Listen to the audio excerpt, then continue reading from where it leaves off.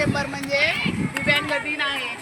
दिव्यांग म्हणजे जे शरीराने आपल्या शरीराचा कोणताही भाग त्यांचा म्हणजे 100% कामात यूजमध्ये येत नाही त्यांना आपण दिव्यांग म्हणतो. आणि आदरणीय पंतप्रधान साहेब नरेंद्र मोदी यांनी अपंग असं म्हणायचं नाही आहे, दिव्यांग म्हणायचं आहे असं त्यांनी सुरू केलेलं दिव्यांग म्हणा म्हणून. आणि 2016मध्ये दिव्यांग हक्क कायदा आलेला आहे. कोणी दिव्यांग व्यक्तीला चिडवायचं नाही आहे, हिणवायचं नाही आहे. सर्वसमावेशित शिक्षण त्यांना आपल्यासोबत घेऊन आणि आपल्यासारखेच आहेत ते या पद्धतीने त्यांना जाणीव करून द्यायची आहे. त्यांना कुठल्याही पद्धतीचा कमीपणा वाटू द्यायचा नाही आहे.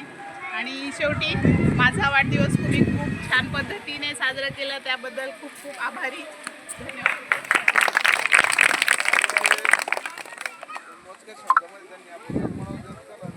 आज 3 डिसेंबर दिव्यांग दिन मॅडमने सांगितलं बा मॅडमच्या लक्षातून विचार करा.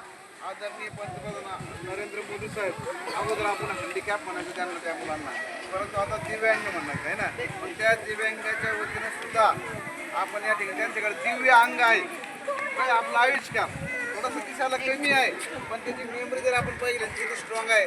आयुष्यकार असेल सार्थक असेल आणखी सातारचा भाऊ चला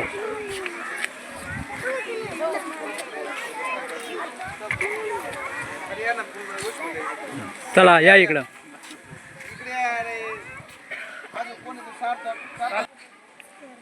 वेगळ्या पद्धतीचं वैशिष्ट्यपूर्ण